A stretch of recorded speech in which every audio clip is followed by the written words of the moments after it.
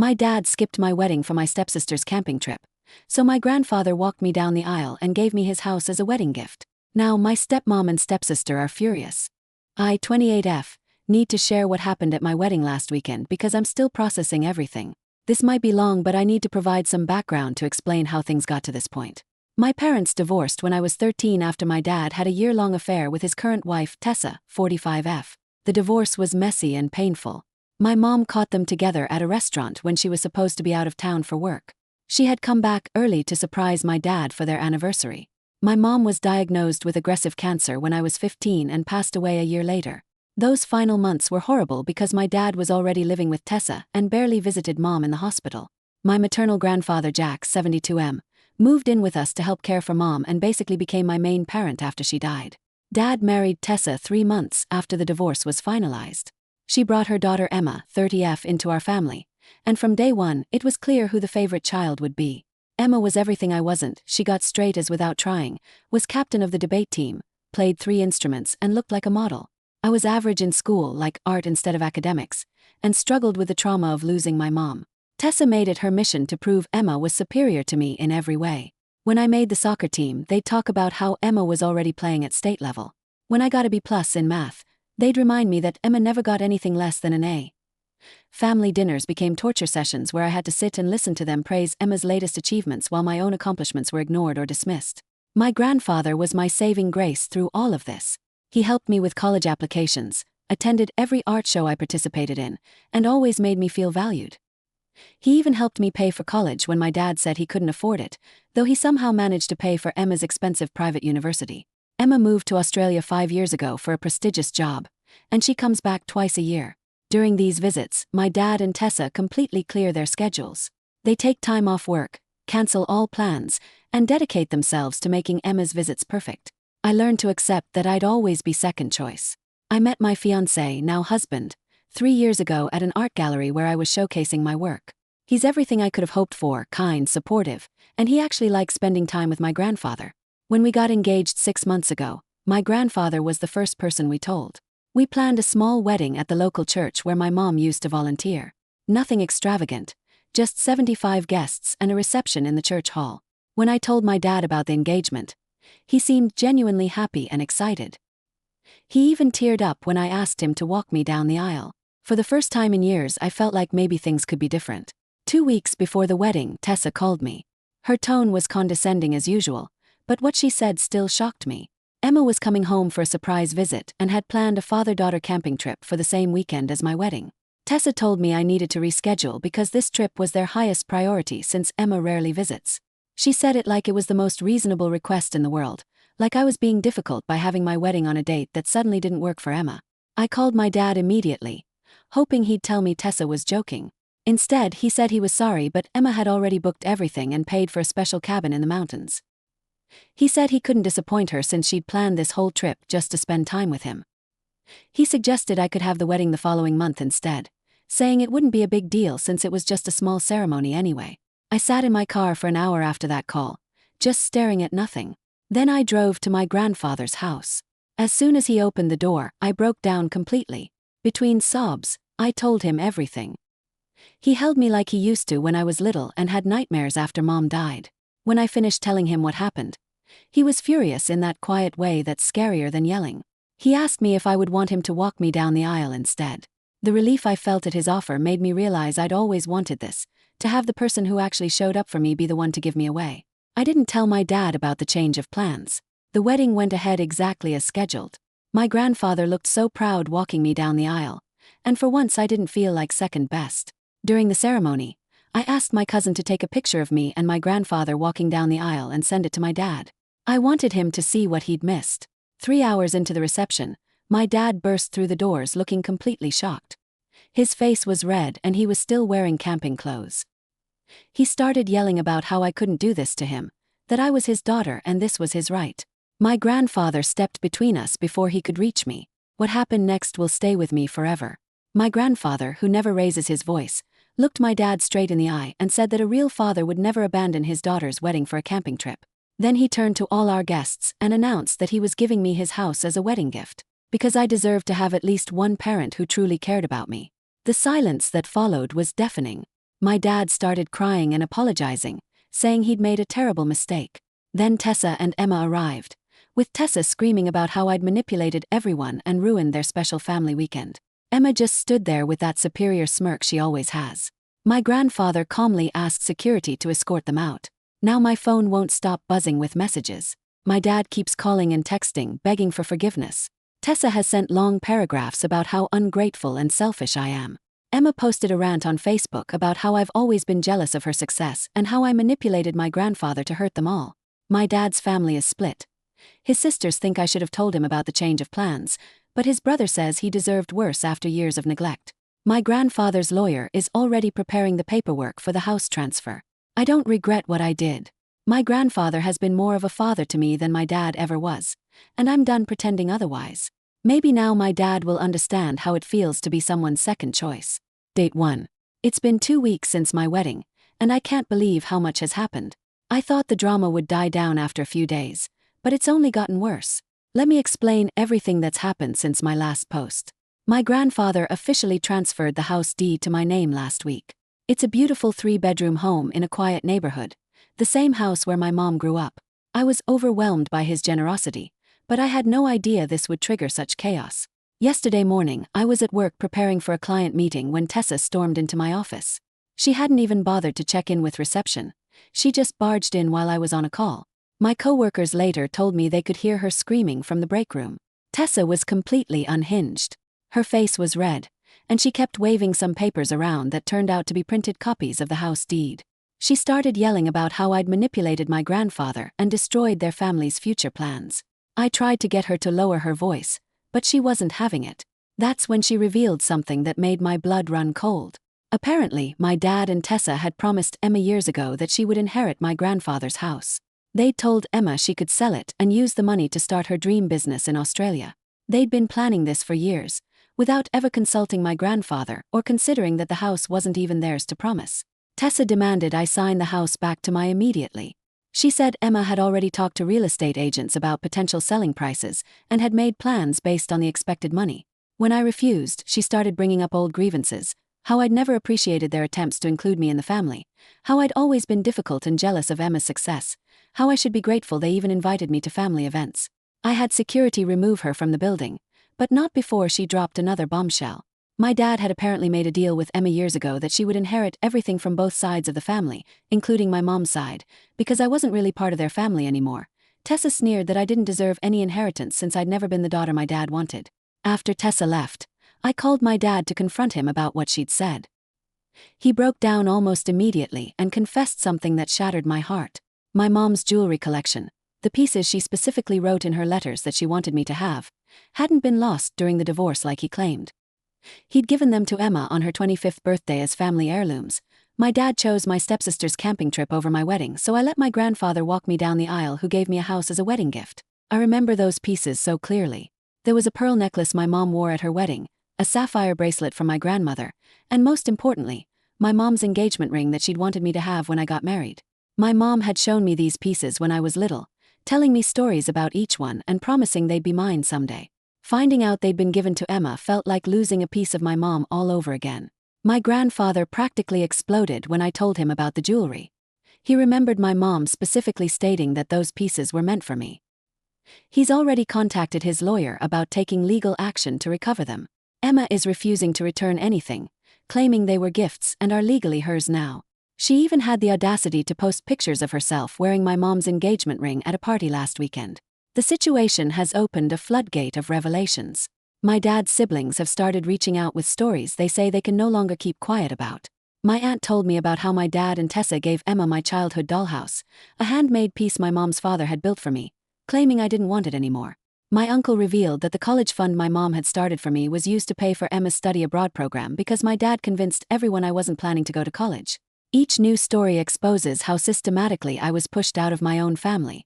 My cousin confessed that she'd overheard Tessa convincing my dad to exclude me from family vacation photos because I didn't match the family aesthetic. Another aunt admitted she'd been pressured not to invite me to family events because Tessa said my presence made Emma uncomfortable. The more people talk, the more I realize this wasn't just about favoritism. It was a calculated effort to erase me from the family entirely. They'd been gradually giving away my inheritance, my memories, and my place in the family to Emma, piece by piece, hoping I wouldn't notice or fight back. My grandfather's house is now more than just a generous wedding gift. It's become a symbol of finally standing up to their manipulation. Tessa's meltdown at my office proved that they never expected me to receive anything from my family's legacy. They'd already divided up my inheritance as if I didn't exist. Emma has been posting cryptic messages on social media about fake victims and gold diggers, clearly directed at me.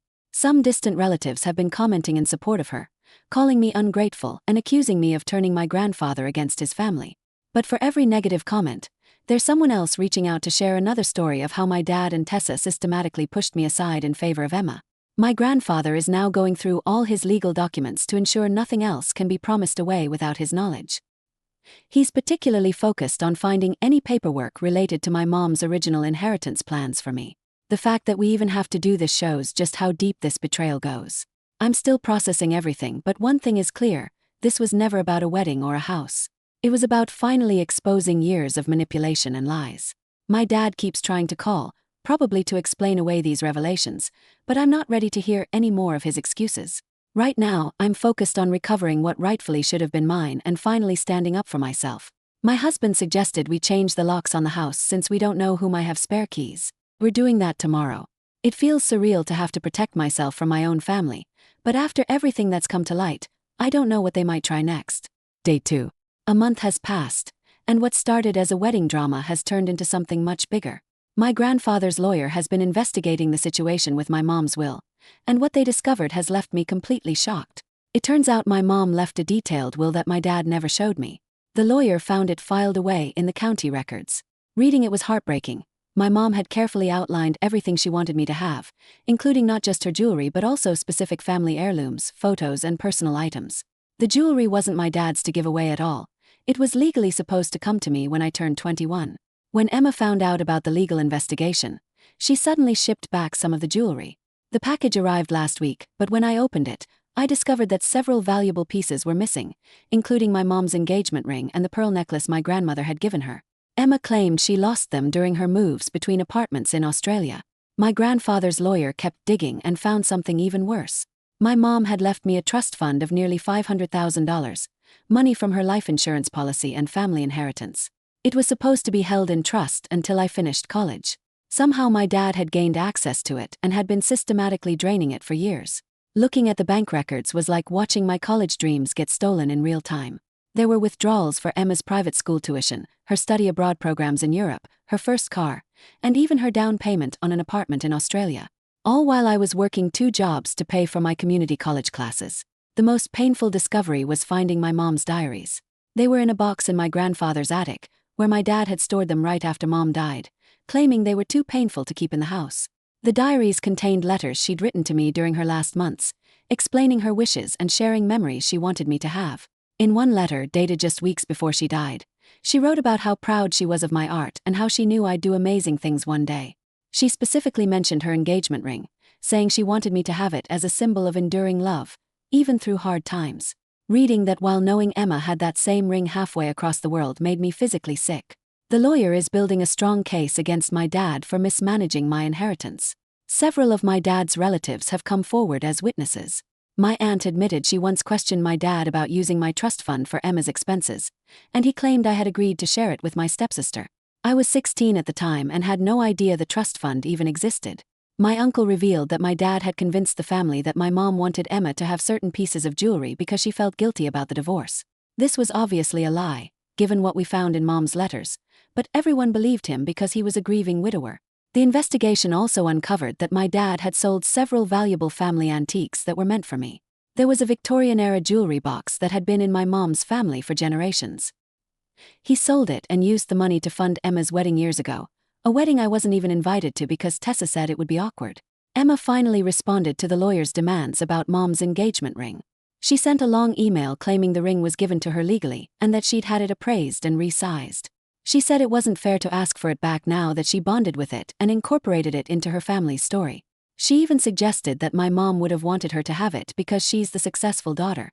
My grandfather is particularly angry about the trust fund. He had helped my mom set it up, but after she died, my dad convinced him that he would manage it responsibly. Finding out that he used my education money to fund Emma's privileged lifestyle has my grandfather looking into legal action for fraud. The hardest part is realizing how long this deception went on. For years, I believed I wasn't getting any inheritance because Mom didn't leave much behind. In reality, she had carefully provided for my future, but my dad systematically gave everything to his new daughter while letting me struggle. We have a court date set for next month to address the mishandled trust fund. My dad finally sent a lengthy email admitting to some of his actions but trying to justify them by saying he thought he was doing what was best for both his daughters. He still doesn't seem to understand that he stole from one daughter to benefit the other. Tessa has been surprisingly quiet since these discoveries came to light. Emma, however, keeps posting on social media about how family heirlooms should stay with a family who appreciates them. The irony of her claiming my dead mother's possessions as her family heirlooms is apparently lost on her. The investigation continues, but each new discovery feels like another betrayal. I'm trying to focus on the fact that at least now I know the truth about my mom's wishes for me. Her words in those letters mean more to me than any jewelry or money ever could. My dad chose my stepsister's camping trip over my wedding, so I let my grandfather walk me down the aisle, who gave me a house as a wedding gift. 6 months have passed since my wedding, and the situation with my family has reached its final breaking point. The legal proceedings revealed that my dad had misappropriated over $300,000 from my trust fund. The court ordered him to repay everything with interest, which means he'll have to sell his vacation house, the one he bought for Emma's visits. The investigation into my mom's missing jewelry led to another shocking discovery. Emma finally admitted that she still has my mom's engagement ring, but her confession came with a twist. She said Tessa had convinced her that she deserved the ring more than me because she was the real daughter my dad always wanted. According to Emma, Tessa told her that my mom would have wanted the ring to go to someone who would bring prestige to the family name, not an amateur artist like me.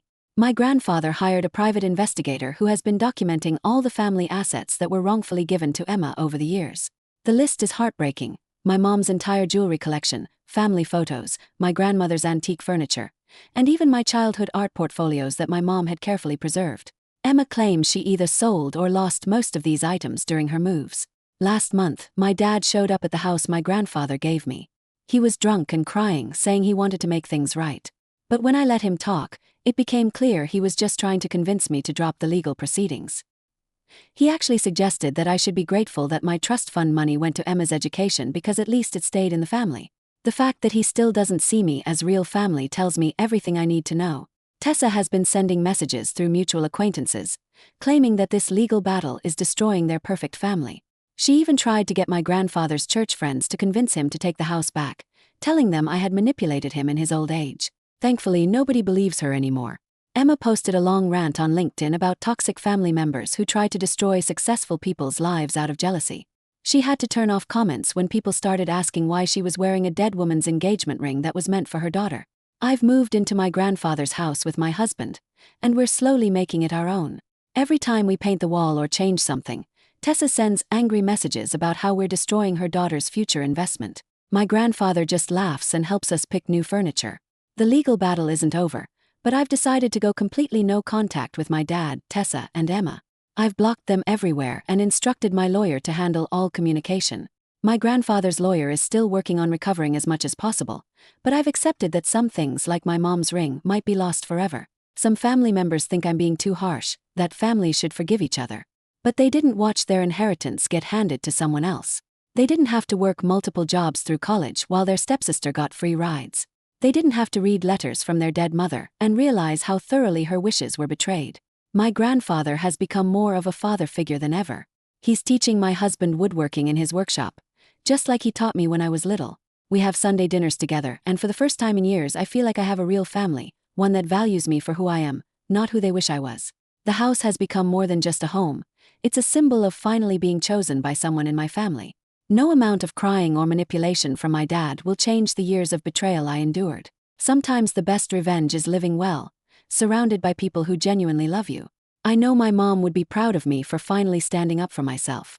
Her letters told me to never let anyone make me feel less than I am, and I'm finally taking that advice to heart. Sometimes the family you choose is more important than the family you're born into, and I'm at peace with that now.